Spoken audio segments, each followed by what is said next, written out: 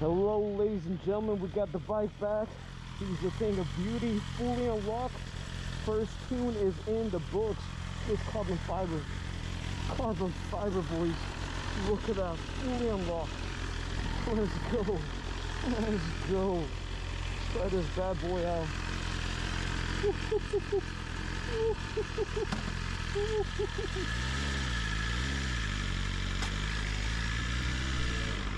Hello ladies and gentlemen, welcome back to the channel. We finally did it. We have the S1000RR M fully unlocked. With the red line close to 15,000 RPM. No longer restricted to 9,000 RPM. No longer restricted to 40% throttle registration. The baby is fully unlocked. This is our first ride back from the dealership.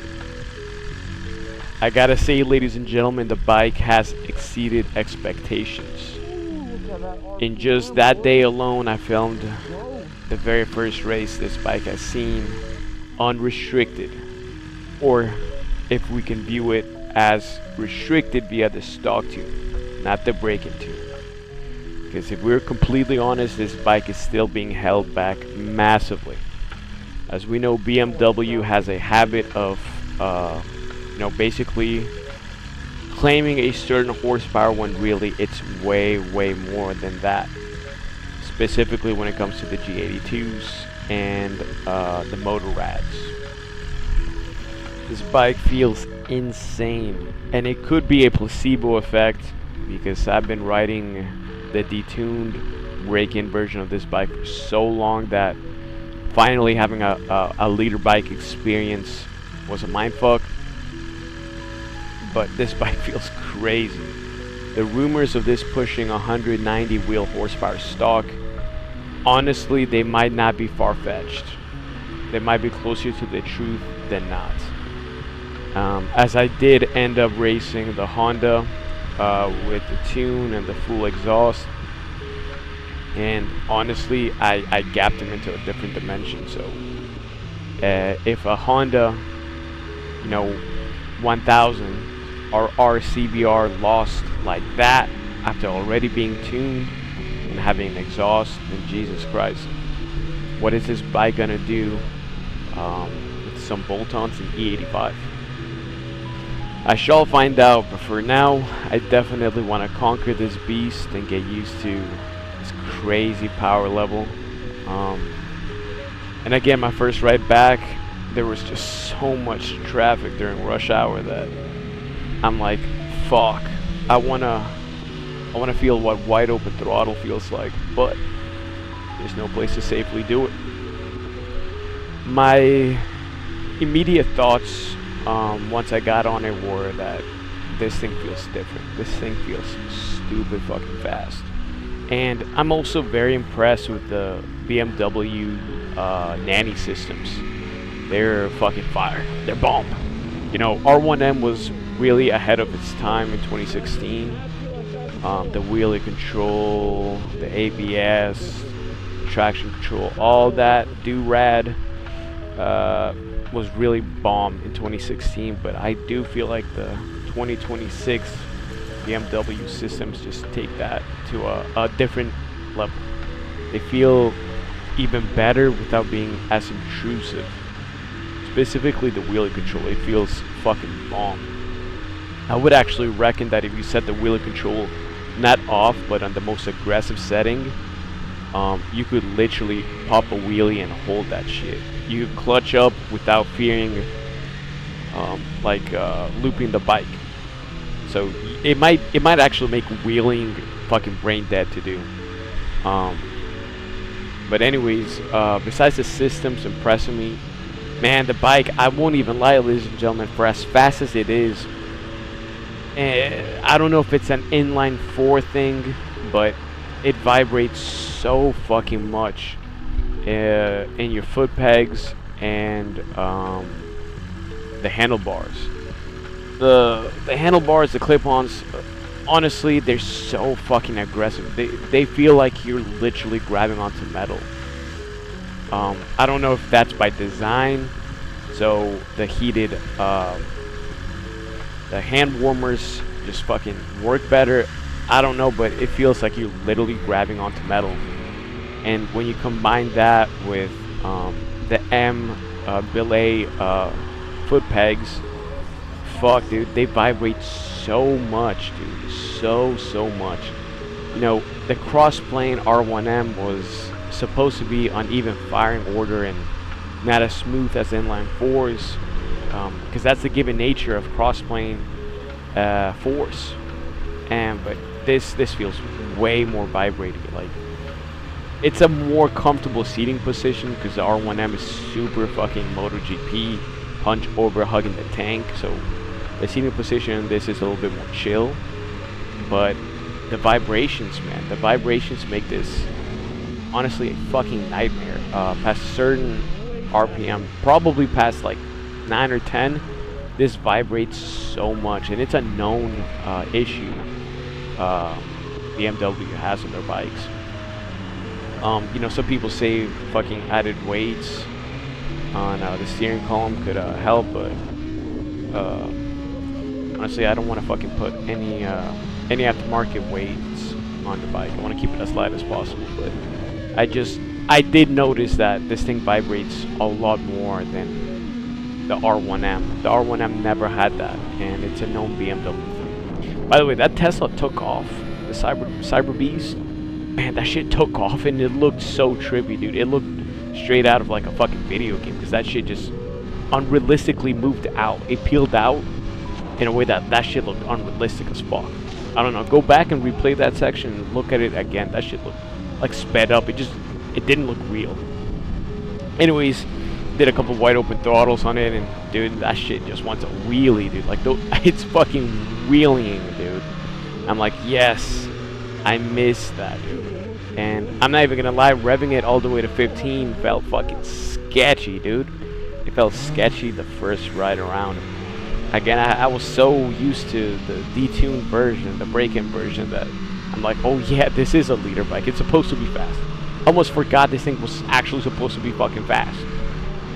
So it felt good to be back. And honestly, it's kind of a mindfuck being on a fast bike that's as quiet as this. Now, I will say this much, that once you rev it to fucking 13, 14 and RPM, you could actually fucking hear the exhaust a little bit better, but it honestly sounds like ass. The Euro 5 restrictions suck dick, so I fucking literally can't wait to put my Spark full titanium system on. From the research I did, it's the lightest, and the collector system is the best designed, even better than Project SC. So it's actually, on paper, the best fucking full titanium exhaust system you could put. A lot of people take the cheap route of just putting steel mid pipe and headers, and then just connecting it to the stock acro slip-on that come with these M. Because the M comes with a nice acro slip-on. It even has carbon fiber and shit. But while that's the cheapest way to do it, there are performance differences. Not a lot in terms of raw horsepower, but enough. And as we know, even 5-wheel horsepower on a bike is a substantial difference. So I could have gone the cheaper route, you know, just gotten some fucking catalyst mid-pipe and headers and just mated it to my stock slip-on. They even sell fucking mid-pipe and catalyst headers that are in titanium that made to this you know, M acro slip-on, but that's not a route I wanted to go. I wanted a full system. I didn't want to mix and match. I know a lot of people go down that route and eventually replace the stock slip-on with, for instance, like a Project SC slip-on, and then just claim that it was a full Project SC exhaust, but it wasn't. It wasn't. You just mixed and matched different fucking parts together and just called it a day. I'd rather have a full titanium exhaust that's fully fucking matched from factory, like fully dialed in, meant to work together. And yeah, so I'm just fucking pumped to put that exhaust on. Will finally give me that sound I'm looking for. I don't expect it to sound better than the R1M. The crossplane, dude, again, I'm still coping with the R1M's loss, dude. Fuck, that was the sexiest sounding bike. Matter of fact, when I picked it up from the dealer, it was still there, and it's already gotten a couple of hits. And whoever buys that bike is in for a real treat. But the BMW is the future. It is for sure next generation shit going on here. Faster than any previous generation in the past. Just wish they had more carbon fiber. Being the M, I really expected a lot more carbon fiber than what's shown.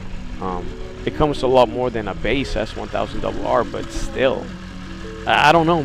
This 2025, 2026 new gen S1000 and M1000RRs just seem to be really stingy with carbon. Anyways, I did end up adding some BMW white socks and some tank grips. They made. I mean, anyone who runs leader bikes without tank grips, I don't know what the fuck y'all are doing. They're so fucking good, dude.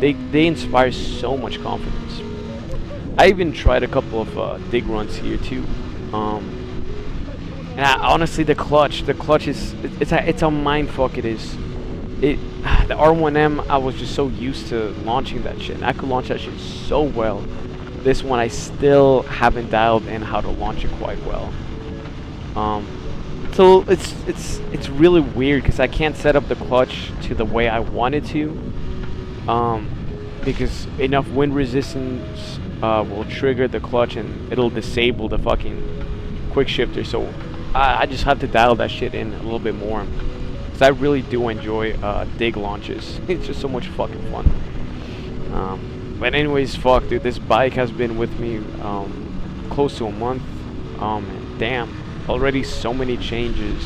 I love the windscreen, the mirrors, the turn signals, the tail tidy, tank grips, the white socks, and the brake reservoirs. It's really coming together, ladies and gentlemen. I'm quite content with it. It's really fucking coming together. And before you know it, I'm gonna have a full fucking Spark titanium exhaust system slapped on it. Then I'm probably gonna tune it for that and chill for a little bit. Maybe around late July, and I'll get the induction kit from BT Moto. You know, the IAT relocation kit, the velocity stacks, the flapper delete kit, and a Sprint P108, I believe, race filter. Then I'll obviously get it retuned for all of that on their Stage 2 E85 file. But for now, I have no immediate plans to do it. I do want to wait. I do want to bide my time, get used to this. Again, it was already so exciting to go from a restricted bike to a fucking, you know, stock tune bike instead of the break-in tune. So I kind of want to take my time and really get to know this bike. And finally, I have everything set up so well to, besides the clutch, set up so well to my liking. You know, I remember when I first got this bike and it was a blank canvas. I was just thinking, fuck, dude, so much shit I'm gonna have to do, and I've put a dent into what I have to do. I'm quite content with it. So I'm not even gonna lie, this thing's stock was just so bulky. I mean, the exhaust is so bulky, the mirrors are so bulky, the windscreen is fucking massive, the tail fender is huge. Like, it just feels so bulky, dude. So honestly, my review a month later is this bike is fucking bomb, dude. It's bomb, dude. I'm pumped to see what the future offers for this bike. And man, I'm just quite content with it. I don't even have much to say other than a lot of shit is coming, ladies and gentlemen. Fucking A. Definitely want to mount some tires I've been sitting on for a while. I have Super Corsa SPV4s that I was gonna mount on the R1M, but then I sold it, so I kept the tires. Definitely want to replace the stock tires. Not that there's anything really wrong with the stock tires, they're just not the best, and I could tell there's a difference. Like, Super Corsa SPV4s are so fucking good. Like, you can tell, dude. There's gonna be a clip that's coming up soon where I have to emergency brake really fucking hard, and literally me grabbing a fistful of throttle.